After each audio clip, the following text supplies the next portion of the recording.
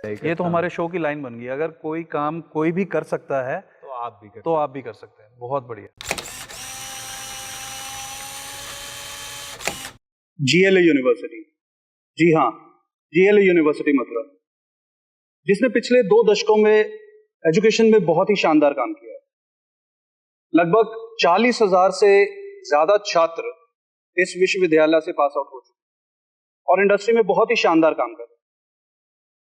उन्हीं सभी छात्रों में से एक बालक जो 2010 में अपने होम टाउन, अपने शहर लखनऊ से चला और कृष्ण जन्मभूमि मथुरा पहुंचा, जिसने पिछले लगभग 11-12 सालों में बहुत ही शानदार काम किया आईटी के क्षेत्र में।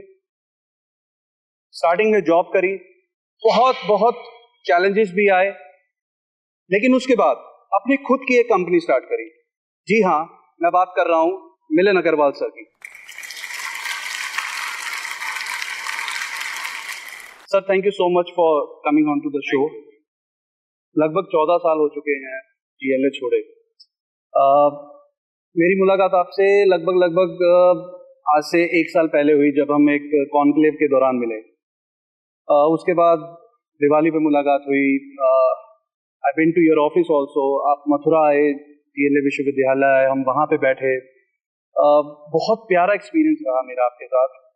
लेकिन मैं आपका एक्सपीरियंस जानना चाहता हूँ कि आपका एक्सपीरियंस जब आप GLA में थे as a student. I know थोड़ा पुराना है, शायद कुछ चीजें आप याद भी ना कर पाए, रिकॉल ना कर पाए, लेकिन जब आप GLA में थे तो कैसा एक्सपीरियंस रहा आपका? तो आज भी सब याद है, इसलिए मतलब वो एक्सपीरियंस ही ऐसा था जो मैं कभी भूल नहीं सकता। मतलब मैं अभी आज भी अपने दोस्तों से या अपने फ्रेंड्स फैमिली से कहता हूँ कि मतलब that was one of the best experience of my life that I have ever experience. तो एक्सपीरियंस बहुत अच्छा था। हम लखनऊ छोड़ के आए थे और कुछ करना था। 2010 से पहले जो है मैं BCA कर रहा था ITNU से, और that was an open source open college university. So एक कॉलेज में पढ़ना था, एक ड्रीम था कि हाँ कुछ करना है। फादर की शॉप में मैं पहले बैठता था, कई बार उनकी हेल्प करता था।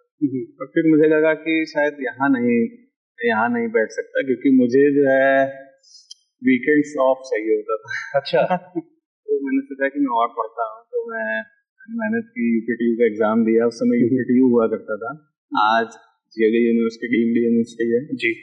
तो UPTU के थ्रू GLA में मुझे एडमिशन मिला। और देन हम आए वहाँ पे, हमने हॉस्टल में जो है ज्वाइन किया। हॉस्टल लाइफ बहुत अच्छी थी मेरी वहाँ पे। वहाँ की फैकल्टीज बहुत अच्छी थी। तो कुछ फैकल्टीज इतनी अच्छी हैं कि आज भी मैं जाता हूँ तो they remember me by my name, not because I am running a company, just because we have some वो इंटरेक्शन ऐसा है। जी। तो बहुत अच्छा एक्सपीरियंस है। मैं जब भी जाता हूँ मतलब वो सारी मेमोरीज रिकॉल हो जाती है। ऐसा लगता है जैसे घर वापस आए, है ना? कभी भूला ही नहीं, मतलब आज भी एक एक चीज याद है। कोई ऐसी एक चीज जो मतलब दिल के बहुत करीब हो कि यार प्रिंस सर ये तो मतलब क्या ही बात थी। वैसे तो बहुत सारी होंगी, कोई ऐसे रिकॉल करना।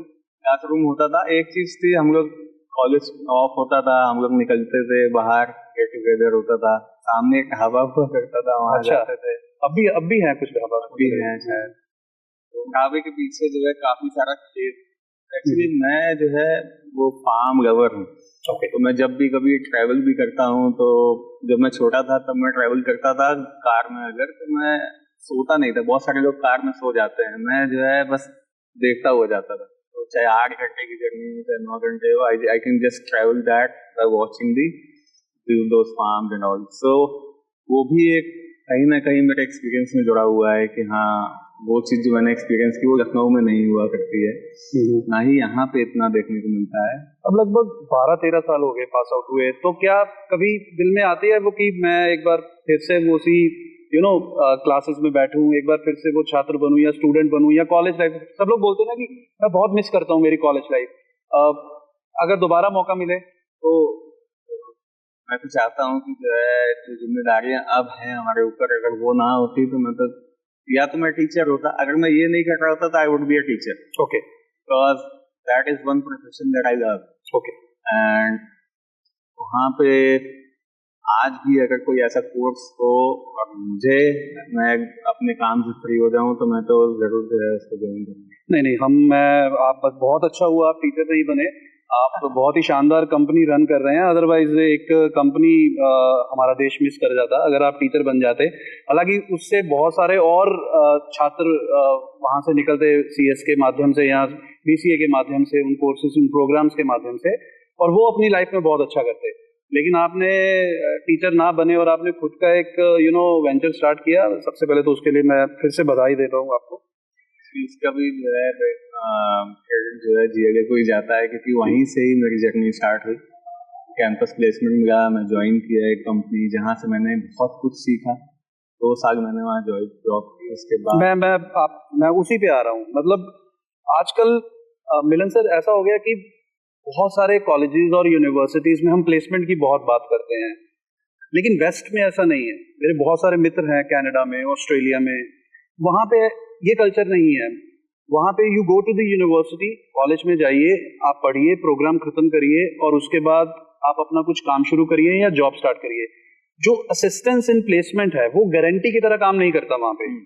जैसे हमारे यहाँ पे इंडिया में बहुत सारी यूनिवर्सिटीज, कॉलेजेस प्लेसमेंट की बहुत बात करते हैं। उसके ऊपर शायद कुछ एडमिशन का भी इम्पैक्ट पड़ता होगा। I am not the right person to comment on this, पड़ता है या नहीं पड़ता है। लेकिन जो प्लेसमेंट कॉलेज से होता है, जो पहली जॉब मिलती है, उसका क्या फील रहता है, क्या मायने रहते हैं? वो एक फाउंडेशन है आपके लिए। बहुत सारे मतलब ऐसा नहीं है कि हमने स्टार्ट कहाँ से किया। व्हाट इम्पोर्टेंट इज हम कहाँ तक पहुंचे। ट्रू। और जहां तक हम पहुंचेंगे वो आपकी काबिलियत से पहुंचेंगे। स्टार्ट आपको मिल गया, दैट इज हम शुड बी लकी कि आपको एक स्टार्ट मिला। जी, आई वाज लकी कि मुझे एक स्टार्ट मिला। Company was not that big, पर मुझे एक स्टार्ट मिला, मैंने सीखा। और मैं आज भी कहता हूँ कि I am thankful to that company and GLA as well, कि जहाँ से मैंने इतना कुछ सीखा। और आज मैं जो भी कर पाता हूँ, शायद कहीं ना कहीं वो भी एक है इसकी वजह से मैं कुछ कर पाता हूँ। तो आज आप IT में बहुत अच्छा काम कर रहे हैं। मैं नॉन IT बंदा हूं, तो मेरे कई सवाल हो सकता है ऐसे हों जो मतलब बिल्कुल बेसिक हों और आप कहें कि प्रिंस सर ये क्या ही पूछ रहे हैं, मतलब ये तो बहुत बेसिक चीजें हैं। मैं अपनी नॉलेज भी बढ़ाने के लिए साथ साथ जो IT इंडस्ट्री है भारत की, जो आज 2025 में आप क्या देखते हैं? आप अभी मैं जो कॉलेजेस में ट्रेंड देख रहा हूँ मिलन सर, सब लोग BTech CS की तरफ रुझान है, सब लोग कंप्यूटर साइंस की तरफ बढ़ रहे हैं, कंप्यूटर एप्लीकेशंस की तरफ बढ़ रहे हैं। जो अदर डोमेन्स है, चाहे वो इलेक्ट्रिकल है या आपका मैकेनिकल है या सिविल है, उसमें वो रुझान दिखाई नहीं दे रहा। बच्चे उसमें बहुत ज्यादा एडमिशंस नहीं ले रहे। हर तरफ कंप्यूटर साइंस की बात हो रही है। तो आपको क्या लग रहा है कि क्या ये भेड़ चाल तो नहीं है? क्या ये कोई बबल तो नहीं है जो फट जाएगा एकदम से? क्या कुछ ऐसा तो नहीं होगा कि सप्लाई बहुत ज्यादा हो जाएगी और आने वाले टाइम में जॉब्स बहुत कम हो जाएंगी? आप इसको कैसे देखते हैं? मुझे लगता है कि कुछ इसमें सही भी है, कुछ गलत है। ये भी एक मिसकंसेप्शन है जो कोविड के बाद से स्टार्ट हो गया है। आपने देखा होगा कि कोविड के बाद काफी सारे लोग की जॉब चली गई थी, बहुत सारे लोग वर्क फ्रॉम होम आ गए थे क्योंकि आउटसाइड मूवमेंट बंद हो गया। तो IT के पास बेनिफिट क्या है कि आपके पास एक लैपटॉप होना चाहिए, इंटरनेट कनेक्शन होना चाहिए and you are good, right. तो इसलिए बहुत तीसरा सबसे इम्पोर्टेंट है कंप्यूटर कनेक्शन, और आप अच्छे होने चाहिए। तो क्या है कि उस समय IT की डिमांड बहुत थी क्योंकि सब कुछ टेक्नोलॉजी पे या रिमोट पे मूव हो रहा था। बहुत सारी कंपनी, सारे ऑपरेशंस जो है IT पे आ गए थे जी। तो वहां पे डिमांड बढ़ी। डिमांड ज्यादा थी, सप्लाई कम थी क्योंकि हमारे पास उस समय IT के इतना रिसोर्स नहीं हुआ करता था। तो क्या हुआ कि एक गैप आया, इस वजह से जब डिमांड एंड सप्लाई में जब भी गैप आता है, when there is a huge demand and the supply is less, तो कॉस्ट इंक्रीज हो जाती है। तो जितने भी IT प्रोफेशनल्स थे सबकी सैलरी डबल हो गई। बहुत सारे लोगों ने ट्रिपल सैलरी पे भी जो है काम ज्वाइन किया। अच्छा, क्योंकि अगर if you are good, company is wanting to hire you, it's your same, whatever you want they will pay you.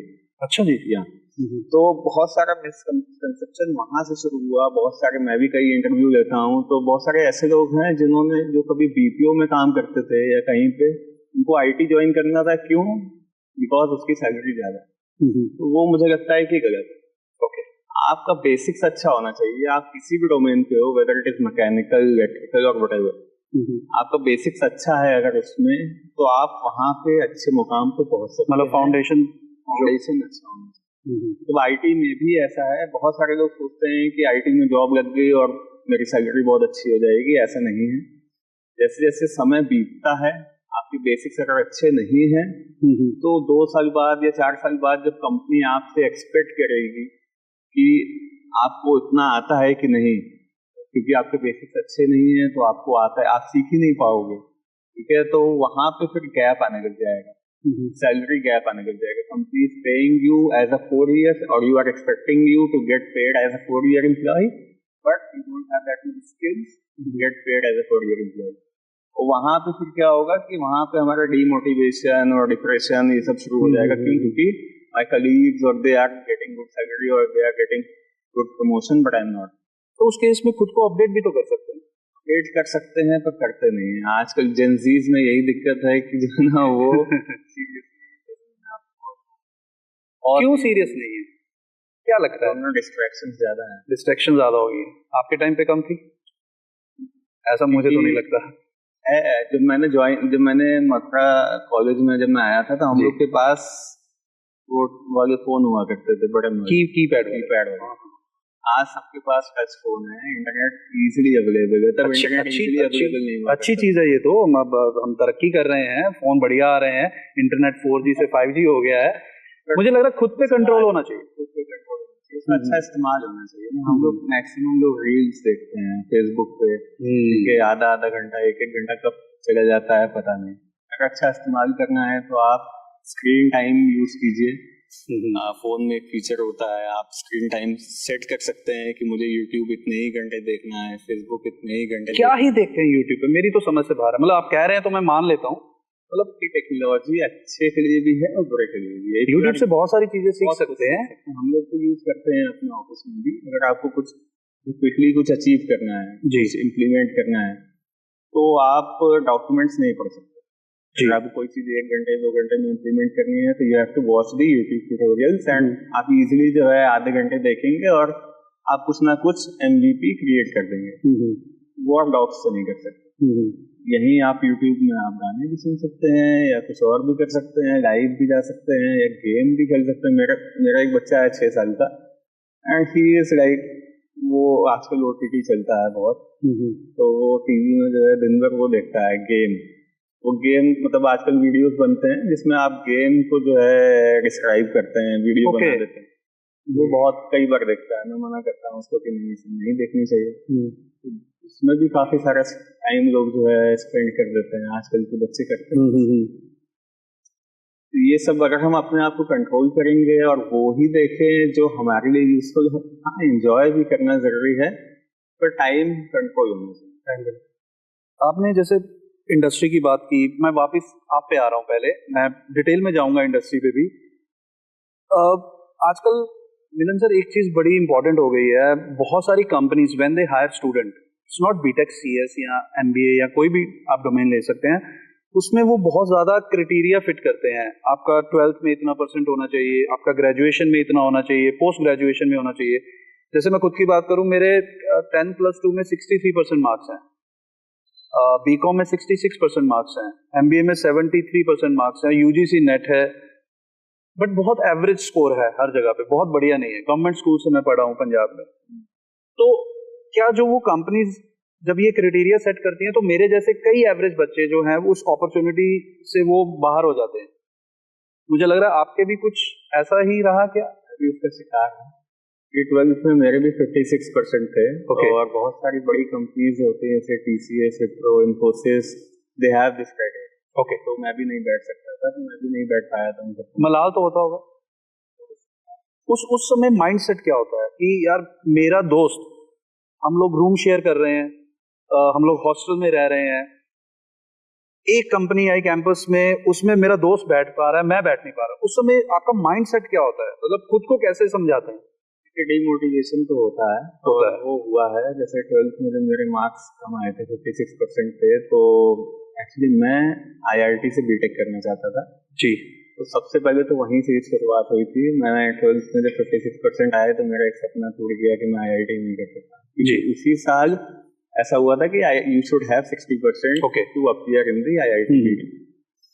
तो खैर वहां से मैं सीख गया था कि आप मुझे जो भी गलतियां हुई वो नहीं करनी है, उसके बाद जो है मेहनत करनी है। इसीलिए मैंने ओपन जो इग्नू था उसमें मैंने एज अ रेगुलर पढ़ाई की, मतलब मैं चाहता तो कुछ नहीं करता उसमें भी, क्योंकि कोई क्लासेस नहीं होती जी। पर मैंने मेरी मोस्टली लर्निंग इग्नू से ही हुई, बीसीए से ही मैंने जितना ज़्यादा सीखा, और एक्सपोजर जितना है वो जीएलए से हुआ जी। और भी हायर स्टडीज वगैरह जो कंसेप्ट थे वो जीएलए से हुए। तो हाँ, काफ़ी सारा इशू होता है, पर मुझे लगता है कि आज जैसे 10 साल हो गए मुझे वहाँ से निकले, तो 10-11 साल, तो लगता है कि ये मैटर नहीं रखता है, इतना मैटर नहीं करता। स्टार्टिंग में होता है, पर आप जब जैसे जैसे आप एक्सपीरियंस गेन करते हो तो you can again go and join in that company in a higher roles. Okay, बल्कि वो एडवांटेजियस है। मैं आपको बताऊं, एक बड़ी मजेदार किस्सा है। मैं 2000 आपकी बात मैं वापस आ रहा हूँ, 2018 में मैंने जीएलए में अप्लाई किया था एज असिस्टेंट प्रोफेसर। किसी को नहीं पता, नीरज सर को भी नहीं पता, शायद वो अब ये पॉडकास्ट देखेंगे तो पता चलेगा, सबको पता चल जाएगा अब शायद। मैं 2018 में जीएलए में आया था, तब मैं चंडीगढ़ हुआ करता था। मैंने अप्लाई किया था असिस्टेंट प्रोफेसर के लिए, जीएलए ने मुझे रिजेक्ट कर दिया था। Can you imagine? उस समय सैलरी भी बहुत मिनिमल सैलरी थी मेरी, कोई बहुत ज्यादा सैलरी नहीं, अब भी बहुत ज्यादा सैलरी नहीं है, लेकिन आज 6 साल के बाद मैं जीएलए में फिर से हूं और एक अलग डेजिग्नेशन पे हूं। वो जो आप बात बोल रहे हैं कि स्टार्टिंग का वो जो फेज होता है डजंट मीन कि वहीं पे सब कुछ खत्म हो गया, उसके बाद आप उसी कंपनी में हायर रोल पे भी आ सकते हैं। और मैंने इस चीज को जिया है पिछले 6 साल में। मैं मानता हूँ कि वो एडवांटेजियस है। आप कभी भी बड़ी कंपनी में अगली में ना जाएं, क्योंकि होता क्या है कि अगली स्टेज सैलरी जो होती है बहुत कम होती है। ये ना हो आपका ये पॉडकास्ट सुनने के बाद लोग बड़ी बड़ी कंपनियों में पहले अप्लाई करना बंद कर दें। मेरा पर्सनल एक्सपीरियंस है जी। आप देखोगे कि इन्फोसिस या विप्रो इन सब में आपकी ज्वाइनिंग जो सैलरी होती है कम होती है। टीसीएस में आप देखो आजकल इस पे लिंक्डइन पे और इस पे भी चल रहा है ना कि वो कुछ स्टेटमेंट आई थी कि हाँ 10 साल में इतनी सैलरी बढ़ी, कुछ मैंने भी पढ़ा था कहीं। तो क्या है इसमें आपको फिर बड़ी कंपनीज में आपको ग्रोथ उतनी नहीं मिलती है और आप सीख नहीं पाओगे श्योर, क्योंकि बड़ी कंपनीज में क्या होता है कि उनके पास एक चीज को करने के लिए कई बंदे होते हैं, तो आपके पास जो रोल होगा वो बहुत लिमिटेड होगा। तो जैसे जैसे मैंने कहा कि अगर जैसे जैसे ईयर गैप होता है, आपकी लर्निंग उतनी नहीं हुई अगर, तो एक्सपेक्टेशंस और जो है ना स्किल्स में वो होने लग जाता है, गैप वो दिक्कत है। पर अगर आप किसी मीडियोकर या छोटी कंपनी से सीख के अगर आपको चांस मिल जाए तो ऑफकोर्स जाना चाहिए।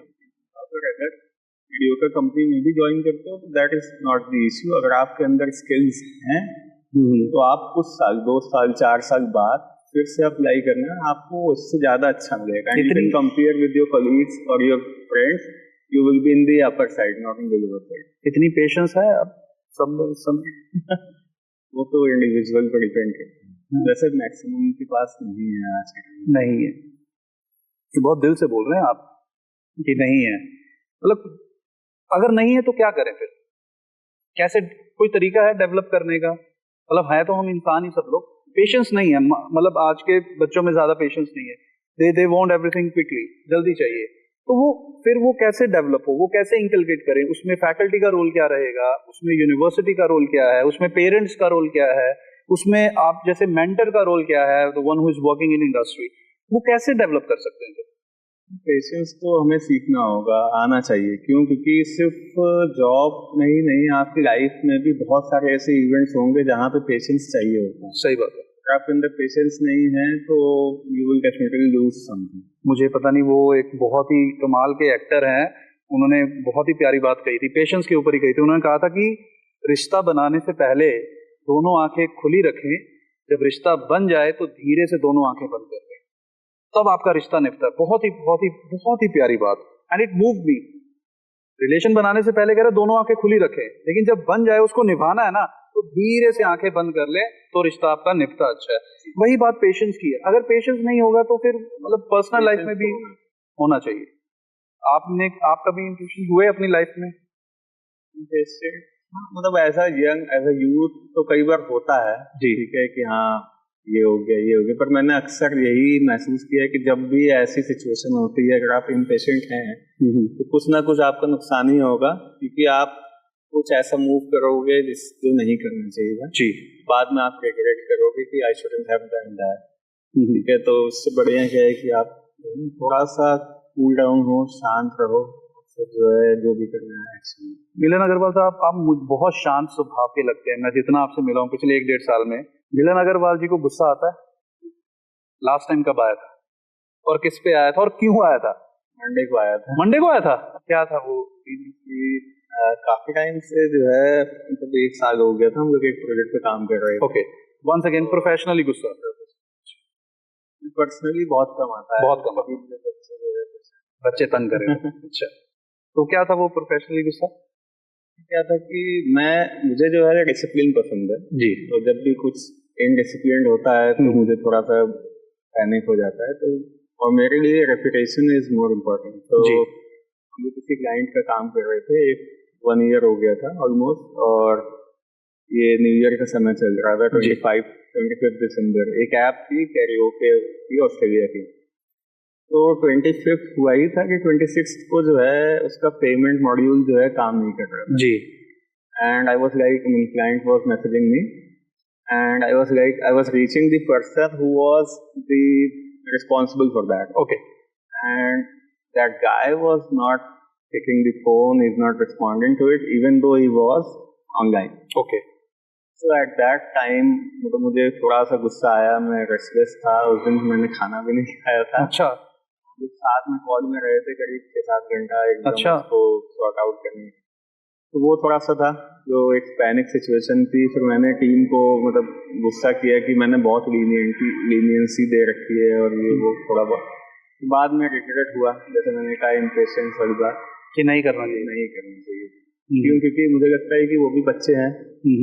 पर ये है कि हाँ, मैं भी इंसान हूँ, कभी कभी हो जाता है। और स्पेसिफिकली जब अगर हम अपनी प्रोफेशनल में ऑनेस्ट नहीं है तो okay, that guy was not honest eight that time. Okay, that's it. तो फिर मतलब पी गए गुस्सा काफी हद तक। मैं आफ्टर पॉडकास्ट पूछूंगा उसका प्रोसेस क्या है पीने का गुस्सा। हालांकि मुझे गुस्सा कम आता है, बट फिर भी जब आता है तो फिर कई बार होता है कि खुद का नुकसान ना हो जाए या सामने वाले का नुकसान ना हो जाए। कहे हुए शब्द वापस नहीं लिए जाते, ये बड़ी समस्या है। उसके लिए क्या करना है आपको? म्यूजिक सुनना है। उसके लिए म्यूजिक सुनना है। अभी ये भी बता दो कौन सा सुनना है? जो आपको पसंद है। जैसे मैं तो जो है ना पुराने जमाने के जो है। अच्छा, रफी साहब। अच्छा, रोमांटिक। बहुत बढ़िया।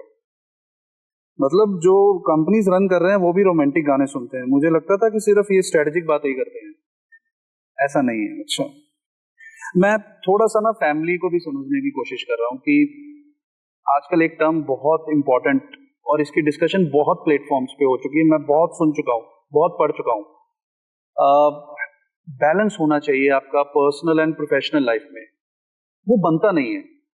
अगर मैं जॉब कर रहा हूं तो फिर मैं जॉब में ही घुसा हूं, अगर मैं घर में हूं तो फिर मैं घर का काम ही कर रहा हूं।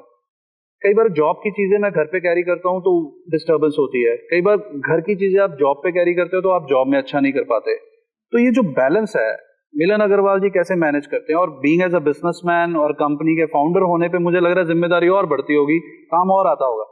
जॉब वाला तो आया 9 बजे अटेंडेंस लगाई, 5 बजे चला गया, 6:30 फोन नहीं उठाया तो बोल देगा बिजी था। लेकिन जो ऑनर है उसकी अकाउंटेबिलिटी बढ़ती है। एज अ सीईओ फाउंडर आपकी अकाउंटेबिलिटी बढ़ती है, आपके साथ 10 लोगों का और घर चल रहा है। तो मिलन जी कैसे बैलेंस बनाते हैं? हम लोग इसके लिए मैं कहूँगा कि आपकी फैमिली का सपोर्ट बहुत जरूरी है। मेरी वाइफ का सपोर्ट बहुत अच्छा है इसके लिए। तो वो मैं शायद कई बार जो है 9 बजे सुबह निकलता हूँ, रात के 10 बजे आता हूँ, 10:30 बजे आता हूँ। अच्छा, वो सपोर्ट करती है। और हाँ, कई बार मेरी जिम्मेदारी ये है कि जब भी मुझे ऑफ मिलता है, जैसे संडे हो गए, तो मैं अपना पूरा दिन उनको देता हूँ। और उसमें जो है संडे मतलब संडे, ठीक, बहुत बढ़िया। संडे, अच्छा, बहुत बढ़िया। तो फिर काम की बात नहीं, फिर चाहे क्लाइंट का फोन भी आ जाए। नहीं तो वो पहले से जो है आपको जो है ना एक टाइम सेट करने होता है। जैसे मैंने सेट कर रखे हैं कि संडे अवेलेबल। ओके, तो फिर कोई दिक्कत नहीं है, फिर कोई परेशानी नहीं। कभी फैमिली से प्रेशर हुआ कि हर वक्त काम काम काम काम काम? तो स्टार्टिंग में होता है जब आपकी नई नई शादी होती है। अच्छा। क्योंकि जो है 2 नए लोग होते हैं, दोनों मैं काट रहा हूँ, लव मैरिज या अरेंज मैरिज? मतलब ये स्टार्टिंग दोनों में होती है या अरेंज में ही होती है सिर्फ? लव मैरिज का तो मैं नहीं जानता, उसमें अंडरस्टैंडिंग ज्यादा होती है क्या? मैंने सुना है कि लव मैरिज का डिवोर्स ज्यादा होता है। कहाँ सुना है? पेशेंस ज्यादा होती है उनकी। मुझे लग रहा है आने वाले 10-20 साल में सिर्फ लव मैरिज ही होगी, अरेंज बंद हो जाएगी। और वो ऑप्शन तो खत्म हो गए ना कि आप जो सोर्सेज होते हैं, either you will move to shaadi.com kind of platform. Love cum arrange बोलना सही रहेगा ना? तो भाभी का पूरा सपोर्ट है, टू बी वेरी ऑनेस्ट। ये पॉडकास्ट के लिए बोल रहे हो कि बाद में मैडम देखेंगे या सच में? सच में। अच्छा, मुझे ना एक किस्सा याद आ रहा है, वो 2013 वाला, वो जो गेम प्रोजेक्ट वाला किस्सा था, वो क्या था? गेम प्रोजेक्ट, हाँ 2013 में हम लोग ने जो है मैं नया नया ज्वाइन किया था कंपनी में। अच्छा। और हम लोग ने 1 महीने हम लोग को, मैं iOS as iOS developer join हुआ था जी। तो हम लोग को एक लैंग्वेज पढ़नी होती थी, ऑब्जेक्टिव सी। ऑब्जेक्टिव सी अब नहीं है, अब नहीं। ओके। तो ऑब्जेक्टिव सी हम लोग ने 1 मंथ जो है, उन्होंने एक टैबलेट दिया था, उसमें हम लोग पढ़ा रहे थे। पर ऑटोमेटिकली जो है नेक्स्ट मंथ कंपनी के पास दूसरा प्रोजेक्ट आ गया गेम का। ओके। और कंपनी में किसी को उसका एक्सपीरियंस नहीं था और वो मुझे दे दिया गया। अच्छा, वो आपको दे दिया? तो आई वाज लाइक कि कोई है ही नहीं जो मुझे मेंटर कर सके, कोई बता सके। और उस समय chat GPT kind of platform होते नहीं थे कि आपने उसमें डाला और जो है आपको पूरा जो है कोड आ जाए, स्क्रिप्ट आ जाए। तो खुद ही करना होता था। तो वो एक चैलेंजिंग सिचुएशन थी, पर मैंने उसको एज अ चैलेंज लिया और उसको जो है 1 मंथ में हम लोग ने बना दिया था उसको। अच्छा। फिर जो है पैचेस वगैरह जो आते हैं, फीचर्स आते हैं, तो 6 मंथ्स में वो प्रोजेक्ट जो है कंप्लीट हो गया था। लोग यूज कर रहे थे। अच्छा। और जब मैं कंपनी की तरफ से GLA आया था प्लेसमेंट के लिए। अच्छा। कंपनी की तरफ से बहुत बढ़िया डेमोन्स्ट्रेट किया था वहाँ पे। जब ऐसी कोई चीज मिलती है, जैसे मैं उसका एक्सपर्ट नहीं हूँ और मुझे कह दिया कि आप करो, तो उस समय आपके पास 2 ऑप्शन होती हैं। इधर यू क्विट कि मुझे नहीं आता भैया, आप देख लो कैसे करना है, या फिर आप अपना दिमाग कुछ तड़कम लगा के कुछ रिसोर्सेज देख करके उसको करने की कोशिश करते हैं। तो आपने सेकंड वाला ऑप्शन चुना, हालांकि आपको पता था कि आपको आता नहीं है। तो क्या मोटिवेशन रही उस समय की करना है? ये एक मोटिवेशन जो मैं हमेशा मेरे पास है, तो ये है कि अगर कोई भी ऐसा काम है जो कोई भी कर सकता है, अगर कोई एक जन भी कर सकता है तो वो मैं भी कर। क्या बात है, मैं इसको हमेशा अप्लाई। ये तो हमारे शो की लाइन बन गई, अगर कोई काम कोई भी कर सकता है तो आप भी कर सकते हैं। बहुत बढ़िया। ये मैं हमेशा करता हूँ, अपने एम्प्लॉइज से भी यही कहता हूँ, अगर कोई नहीं कर सकता देन फाइन, कोई बात नहीं। अगर कोई कर सकता है तो हम क्यों? आपकी डोमेन में होना चाहिए।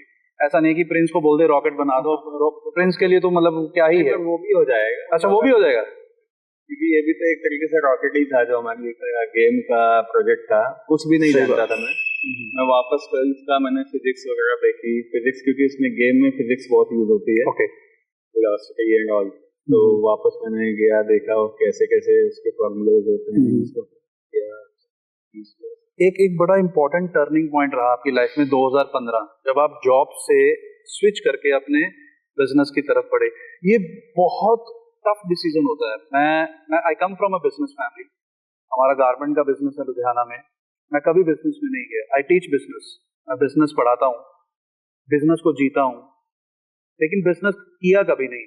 मुझे हर चीज पता है बिजनेस की, लेकिन जॉब छोड़ करके जब आपको पता है आपकी फिक्स इनकम आ रही है, चीजें सेटल हैं, आप बिजनेस की तरफ बढ़े जहां पे बहुत ज्यादा क्लैरिटी नहीं है, बहुत अनसर्टन रहता है स्टार्टिंग में।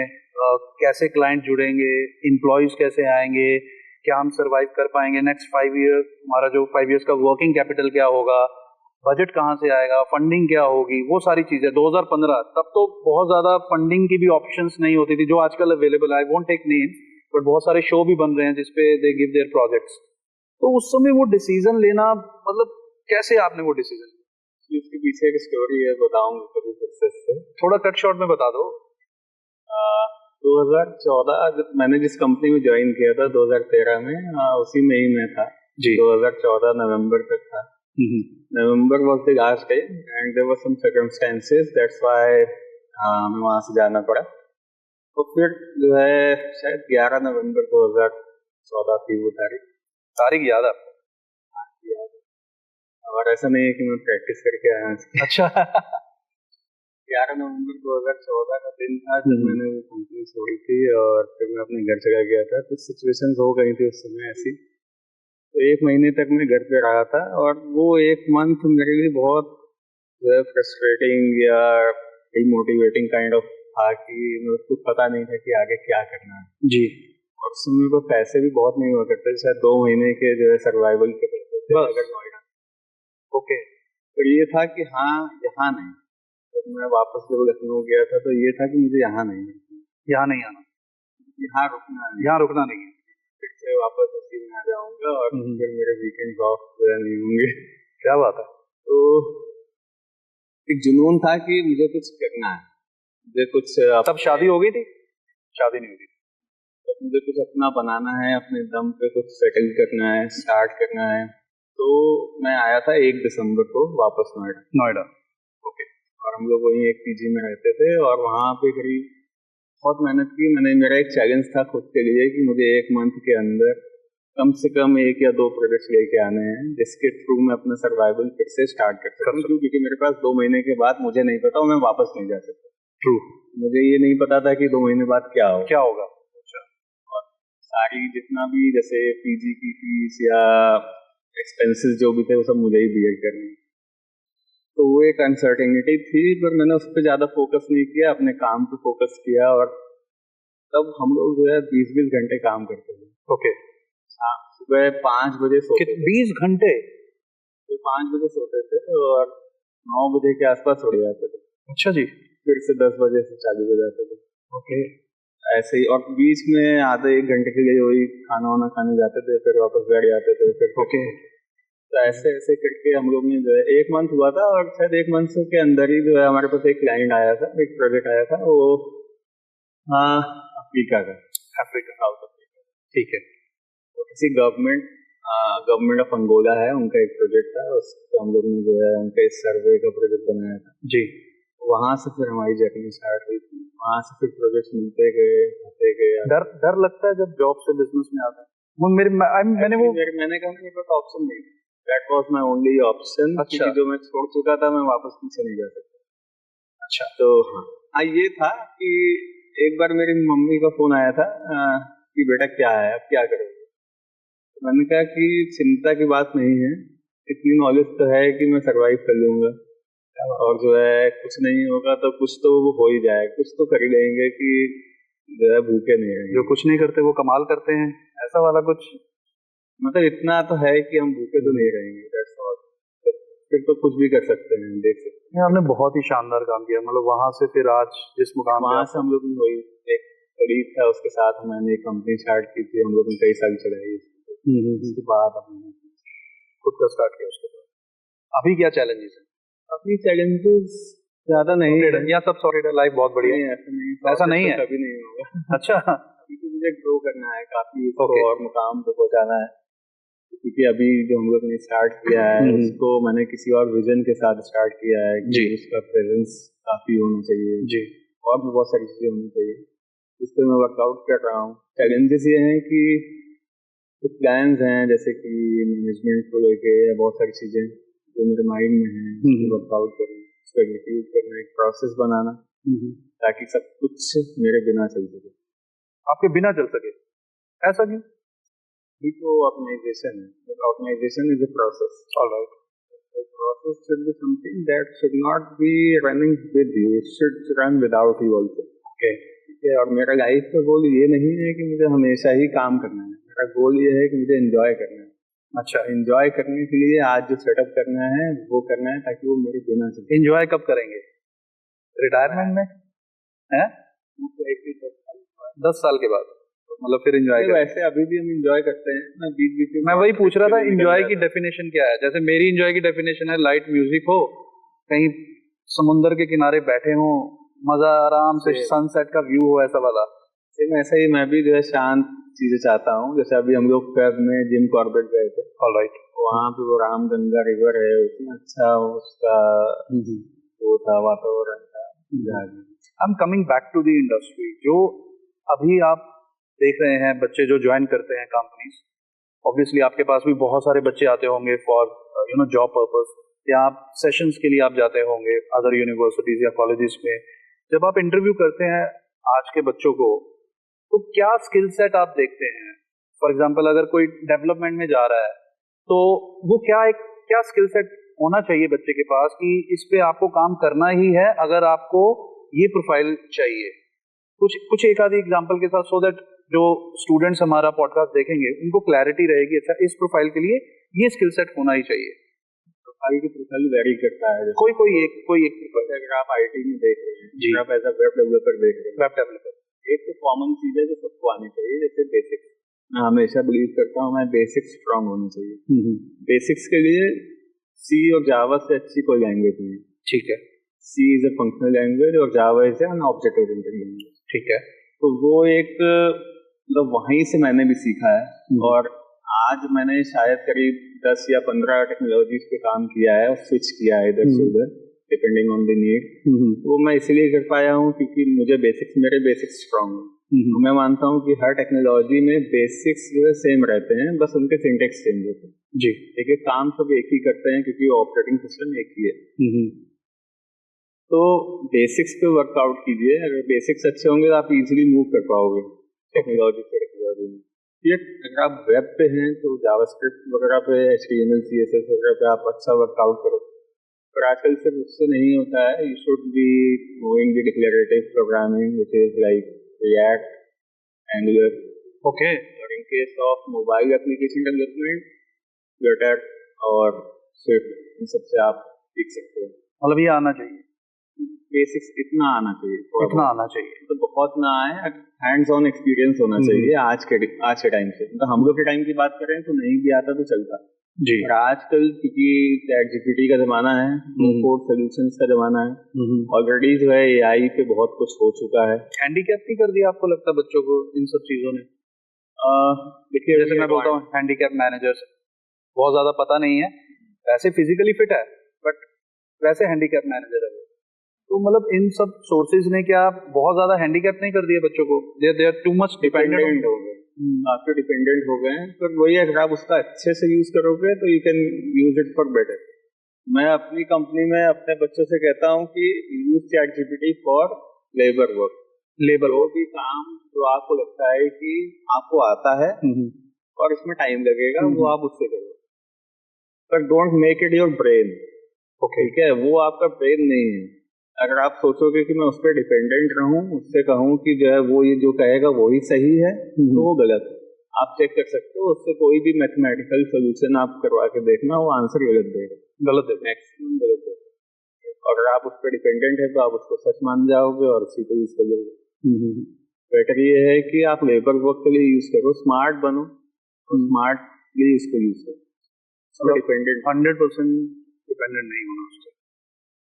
एक बड़ा इंपॉर्टेंट फेज रहा जो जिसने सबको मतलब परेशान किया, बहुतों को अपॉर्चुनिटीज भी दी। मैं बात कर रहा हूँ कोविड की, 2020 का, वो आज से लगभग 4-5 साल पहले का। जब कोविड आया बहुत सारा बिजनेस, मतलब इंडस्ट्री वाइज अगर देखूं, first to close last to open. For example restaurant की बात करें, या फिर आप घूमने वाले सिनेमा थिएटर्स इनकी बात करें, कॉम्प्लेक्स मॉल्स की बात करें, ये सबसे पहले बंद हुए और सबसे लास्ट में खुले हैं। हॉस्पिटैलिटी इंडस्ट्री सबसे पहले बंद हुई, सबसे लास्ट में खुली। तो आईटी इंडस्ट्री मुझे लग रहा है उस समय कुछ ठीक ठाक ही कर रही थी, मुझे बहुत ज्यादा नहीं पता। तो कोविड का मिलन अग्रवाल जी पे क्या इम्पैक्ट पड़ा और आपकी कंपनी पे उसका क्या इम्पैक्ट पड़ा? क्या कुछ फायदा हुआ या नुकसान हुआ या कोई इम्पैक्ट नहीं पड़ा? प्रिंस जी वैसे ही बहुत अच्छा था, वैसे ही चला गया। कोविड का इम्पैक्ट सबके ऊपर आया है कुछ ना कुछ। सबसे पहले तो सबने सब कुछ खोए हैं अपने, मेरे ख्याल से हर कोई होगा जिसने अपना कोई ना कोई एक रिलेटिव खोया होगा कोविड में। तो वो एक अलग इम्पैक्ट था, प्लस ऐसी सिचुएशन जो किसी ने नहीं देखी थी। Actually we were not ready. तो वो एक नया एक्सपीरियंस था आईटी वालों के लिए। आईटी को इतना इम्पैक्ट नहीं पड़ा कंपेयर टू अदर इंडस्ट्री, क्योंकि जो भी यहाँ पे बिना कंप्यूटर के काम होता था, जैसे कि सिनेमा इंडस्ट्री एंड ऑल, उन्होंने बहुत सफर किया। हम लोग ने उतना नहीं किया क्योंकि हम लोग के लिए तो आसान था, इंटरनेट था ही, रिसोर्सेज थे ही, हम लोग को मूव करना पड़ा। जी चैलेंजेस ये थे हम लोग के लिए कि जब आप वर्क फ्रॉम होम करते हो, क्योंकि पहले कभी वर्क फ्रॉम होम का कल्चर था नहीं, आप वर्क फ्रॉम ऑफिस ही करते थे, तो वहाँ पे लोगों को गाइड करना, मीटिंग्स करना, जो हम लोग आदत थी कि 1-to-1 मीटिंग्स हो जाएंगी, वो सब चीजें नहीं हो पाती थी, तो वो थोड़े बहुत चैलेंजेस हुआ करते थे। हम लोग ने थोड़ा बहुत सफर किया इन द सेंस कि हमारी टीम थोड़ी बहुत इधर उधर हो गई, कुछ लोग ने अदर अपॉर्चुनिटीज शुरू कर दी, लाइटिंग शुरू हो गई थी इसमें। ओके तो वो थोड़ा बहुत हम लोग को सफर करना पड़ा था। बाकी वर्क फ्रॉम होम में काम निकलवाना मुश्किल नहीं है? हाँ है, डिपेंड करता है। जैसे कि हम लोग के लिए मुश्किल है, जैसे मैंने कहा जी। कि मैं जो है एक्सप्लॉयटेशन पे बिलीव नहीं करता हूँ जी। बहुत सारी इंडस्ट्रीज जो है वो एक्सप्लॉइट करती हैं। मतलब मैं सुनता हूँ लोगों से, तो वो कहते हैं कि मैं वर्क फ्रॉम होम कर रहा हूँ तो मुझे जो है 10 घंटे काम करना होता है, 12 घंटे काम करना होता है, कभी भी मैनेजर का फोन आ जाता है, कहता है कि घर पे ही तो वो काम करो। अच्छा। मुझे लगता था कि मेरे लिए वो चीज नहीं, मैं नहीं मानता हूँ। आप, मुझे लगता है कि आपका काम अगर हो गया है तो आप अगर 4 घंटे में 5 घंटे भी करते हो, दैट्स ऑल। आपका डेज वर्क होना चाहिए। अगर मैं कहीं आईटी में होता तो मैं I would love to join your company. एक मतलब देखो ये सब सुना ही है, मतलब एक्सपीरियंस तो किया नहीं है कि आईटी में बहुत प्रेशर रहता है, आपके पास टाइम नहीं होता, 18 घंटे का काम। सच है क्या ये? मतलब एज अ फाउंडर तो मैंने किया है, ओके ठीक है, पर मैंने कभी अपने स्टाफ से नहीं करवाया 18 घंटे का। अच्छा, कभी नहीं। मिलन अग्रवाल खुश हैं अपनी लाइफ में? सेटिस्फाइड है? सेटिस्फाइड नहीं है, क्यों? वो तब होंगे जब हमारी कंपनी एक बहुत अच्छे मुकाम पे पहुंच चुकी होगी। शायद तब भी नहीं होंगे, क्योंकि कुछ और छाए आ जाएंगी और इच्छाओं का तो अंत नहीं है कोई। फिर भी मतलब कोई ऐसी चीज जो आपको लगता है कि अगर मैं वो कुछ ऐसा करता तो आज ऐसा होता, कोई ऐसा है मोमेंट? उस पॉइंट ऑफ व्यू से आई एम सेटिस्फाइड। उस वैसे क्योंकि जैसे मैं अपने यंगर सेल्फ को देखूं तो उस समय काफी एंजाइटी होती थी कि क्या होगा आगे, क्या होगा, अब क्या होगा।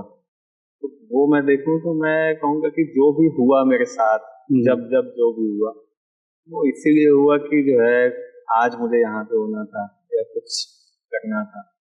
तो दीज आर दी, एक स्टीव जॉब्स ने एक स्पीच दी थी, कनेक्टिंग डॉट्स। अगर आप लोग ने नहीं देखी हो तो देखिएगा, उसने एक यूनिवर्सिटी में जाके स्पीच दी थी। I believe that is true. जितना भी इवेंट मैंने भी नहीं देखी, these are like dots and when you see backward you can connect those dots. Okay, और वो ट्रू है। आप भी कभी पीछे देखोगे तो आपको लगेगा कि हाँ जो भी हुआ किसी मकसद से हुआ। आने वाले 10 साल में मिलन जी कहाँ होंगे? दोबारा मौका मिलेगा ऐसा पॉडकास्ट करने का?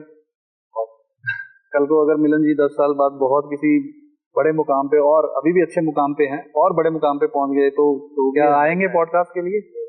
एक ऐसी एडवाइस जो आप बच्चों को देना चाहें आजकल की जनरेशन में। जो मैं ये कहूंगा कि फोन कम यूज करें, स्पेशली अच्छी चीज के लिए यूज करें, टेक्नोलॉजी को अच्छी चीज के लिए यूज करें, और बेसिक्स पे वर्कआउट करें। जो मैंने देखा बहुत सारे बच्चों के अंदर जो लैग करता है वो बेसिक्स पे फोकस नहीं करते हैं। स्किल्स पे वर्कआउट कीजिए, कहीं भी ज्वाइन कीजिए, अपने आप को 1-2 साल दीजिए और अपने करियर को 1-2 साल दीजिए। ये ना सोचिए कि आज मेरा कॉलेज खत्म हुआ या मैंने आज कॉलेज ज्वाइन किया तो आज ही से मुझे प्लेसमेंट मिल जाए, या आज मेरा कॉलेज खत्म हुआ मैंने जॉब शुरू की तो आज ही से मेरा पैकेज जो है बहुत अच्छा हो गया। You have to work on your skills. तो आप 2-3 साल अपने स्किल्स पे काम कीजिए और उसके बाद देखिए स्काई इज द लिमिट। आप वो करोगे, अगर आप अपने पे वर्क करते हो तो कोई नहीं रोक सकता। मुझे लग रहा है इस पॉडकास्ट के पास बहुत सारे बच्चे आपके पास अप्रोच करने वाले हैं, जीएलए के भी और दूसरे कॉलेजेस और यूनिवर्सिटीज के भी। हो सकता है कुछ जॉब के लिए हो या कुछ ट्रेनिंग के लिए हो। वक्त निकाल पाएंगे आप? कोशिश करेंगे जितना दे सकते हैं। कोशिश करेंगे, नहीं अगर कोशिश करेंगे तो फिर वक्त निकल ही जाएगा। चलिए अब लास्ट हमारा सेगमेंट है जिसमें हम हमारे कुछ बच्चे हैं उनसे हम बात करना चाहेंगे, कुछ क्वेश्चन आंसर्स ले लेते हैं बच्चों के सवाल। So can we take few questions? चलिए एक सवाल ले लेते हैं ऑडियंस में। सबसे पहले हमारे पास अभिनव है। अभिनव जी आपका सवाल है। Hello, sir. My question to you is, in the starting, you used the term open source. So, I would like to know, what is open source learning? Is it beneficial for us? If yes, so as a BTech first year student, how we should initiate our open source learning journey? Open source learning and open source technology are two different things. Okay, if you are looking for the open source learning, I think you are already on a closed source learning, which is GLA, right? So open source, actually I used the term wrong. That is the distance learning, which I said as the open source learning. So GNU is a distance learning course. Okay, the other one is open source. Open source is like if you want to contribute to something, or if you want to develop something that should grow at a very fast pace, then you should open your source. That means whatever, do you know GitHub or whatever? GitHub. So when you write the code, you need the repository, okay, cloud repository. That is the GitHub or Bitbucket, whatever you want. But if you want that, you are not the only person who want to contribute on this, and if you want that your code should benefit others as well, so you make your source open. Okay, that means you are making your repository as public. Okay, then allowing others to contribute on your repository. So nowadays, open source is very much in trend. I mean, if you want to create, if you have developed any application or any website, you must be using some packages. Okay, these are all open source. Otherwise, you wouldn't be able to use them. Just think of it like React is also open source, right? So if they have not opened their code, okay, it would be so time taking to develop a website that should be like React. That should be using the benefits of React. Okay, so that's the benefit of open source. Okay, people come together, they work together, and it helps everyone. So that's the mindset. Okay, next question. Who is coming next? You, please.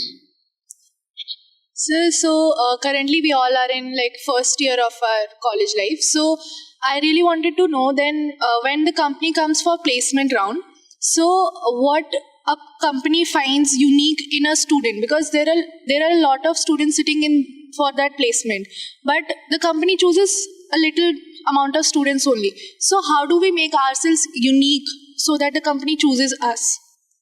As I told in the interview also, that this is the first semester, right? Don't focus too much on the placement. Okay, focus on your skills and your basics. That is only needed, because whatever domain you have joined GLA for, you would be appearing in that domain, right?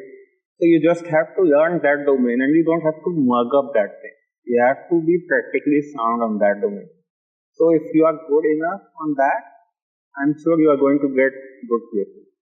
कुछ अलग कर सकते हैं क्या? मतलब जैसे BTech सब लोग कर रहे हैं, तो एज अ स्टूडेंट मैं कुछ अलग करूं क्या? मैं उस क्राउड से थोड़ा अलग दिखूं? इसके लिए आप जो है अपने प्रैक्टिकल्स को इंक्रीज कर सकते हैं, आप प्रोजेक्ट्स बना सकते हैं.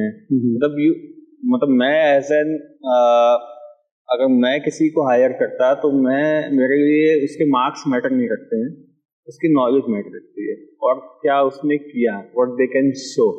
ठीक है, तो अगर आप कुछ करना चाहते हैं तो प्रैक्टिकल्स कीजिए, प्रोजेक्ट्स बनाइए और उसको डिमोन्स्ट्रेट कीजिए portfolio. Like some students are really introvert and some students really don't want to speak up that much, but they're very good at their technical knowledge.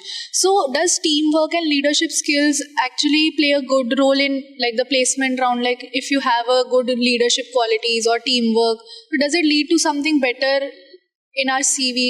Or see, that depends on whether you are appearing as an MBA student or you are appearing as a technical student. Most of the technical students are introvert. I was also introvert at your age. Okay, so what we want you from the technical perspective, you should be technically sound, because you are joining as an early candidate. Okay, in the early phase as a fresher.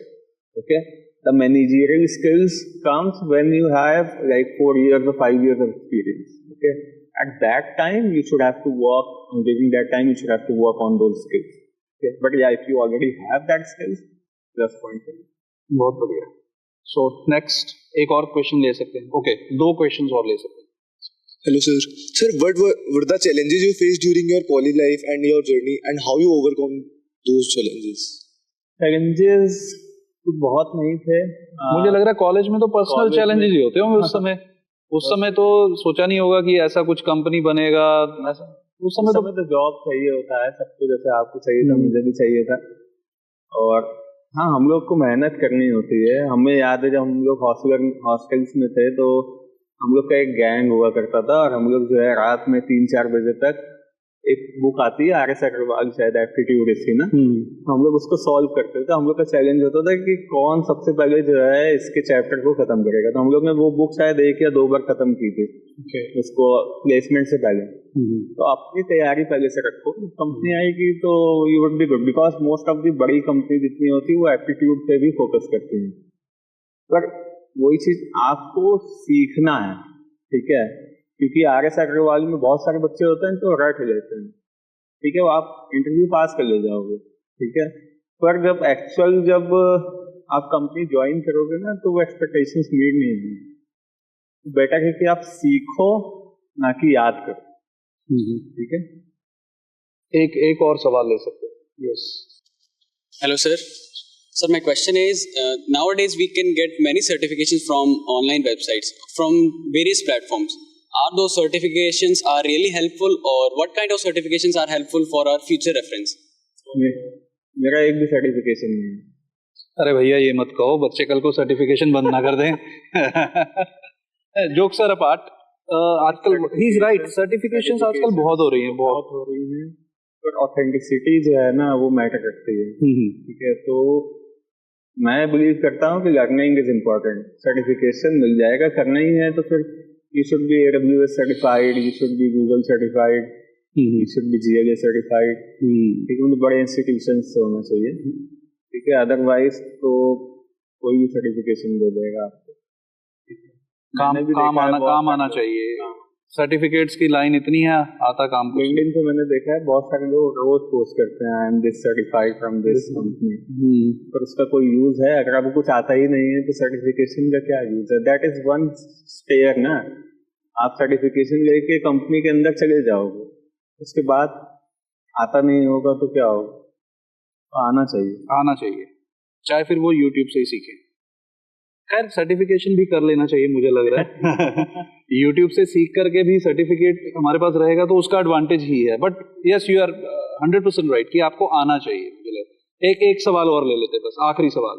Yes ma'am. Sir, what roadmap we can make so that we can be good at coding and after 4 years that we can get a good placement? So अभी भी placement पे ही बात हो रही है. Coding में क्या कर सकते हैं कि जो बेसिक्स पे ध्यान दें. C एंड जावा. मैं मानता हूँ सी आपको जो है कोडिंग करना सिखाती है. उसमें जैसे कि आप पॉइंटर्स वगैरह होते हैं जिसमें आप जो है ना ऑपरेटिंग सिस्टम को अच्छे से जानते हैं, उसकी मेमोरीज को जानते हैं, कैसे कौन सी चीज़ कहाँ किस एड्रेस पे होती है, कैसे एरे काम करती है. तो जावा आपको रियल वर्ल्ड से जोड़ती है, क्योंकि जावा में आप एग्जाम्पल्स देखेंगे सब कुछ ऑब्जेक्ट ओरिएंटेड है. तो they give you the example of class, इन सब चीज़ों का, कि जैसे अगर हम कहें कि इस बिल्डिंग में या इस ऑर्गेनाइजेशन में जितने ऑपरेशंस हो रहे हैं तो आप जावा के टर्म्स में उसकी एक क्लासेस बना के इसको आप पूरा डिफाइन कर सकते हैं. ठीक है, तो जावा उस लेवल पे है. मेरी फेवरेट जावा है, तो मैं तो कहता हूँ कि सबको सी और जावा आनी चाहिए. उसके बाद वो एक सीढ़ी है, अगर आपको वो अच्छे से आती है, अच्छे से मीन्स कि आपके उसके बेसिक्स आते हैं, तो आप किसी भी लैंग्वेज में स्विच कर सकते हो. इसकी गारंटी मैं देता हूँ. मैं भी यही करता हूँ. हम आपको फिर से मौका देंगे सर से मिलने का, और किसी दिन बुलाएंगे सर को इत्मीनान से, फिर एक चर्चा हो जाएगी सर बच्चों के साथ, है ना, मजा आ जाएगा. Once again thank you so much on behalf of GLA family. I would say आप हमारी फैमिली का हिस्सा ही हैं. आप कहीं भी चले जाएं, आप GLA परिवार का हिस्सा रहेंगे. और जिस तरह से आप GLA को हमेशा you give back to your alma mater, I would say I mean मेरे दिल से हमेशा ऐसा निकलता है कि यार वाह यार मजा आ गया. मतलब आपसे जब भी मिलता हूँ it is always so warm. When I visit your place तो मुझे बड़ा मजा आता है, बड़ा ऐसे मतलब पॉजिटिव वाइब्स आती है बहुत ज्यादा. और मैं चाहूँगा कि, और ये मेरी दिल से दुआ है कि आपकी जो कंपनी है वो बहुत अच्छा करे, आने वाले 5 सालों में 10 सालों में आप नई ऊंचाइयों को छुएं, पेरेंट्स को प्राउड हो, आपकी फैमिली को प्राउड हो, आपके बेटे को प्राउड हो, आपके चाहने वालों को बहुत बहुत अच्छा लगे, जिसमें हम भी एक चाहने वाले आपके हैं, हमें बहुत अच्छा लगेगा, GLA परिवार को बहुत अच्छा लगेगा। और यही मतलब मेरी प्रार्थना है भगवान से कि आने वाले टाइम में मिलन अग्रवाल जी और नई नई ऊंचाइयों को छुए। Thank you so much for coming on to the podcast. Thank you so much.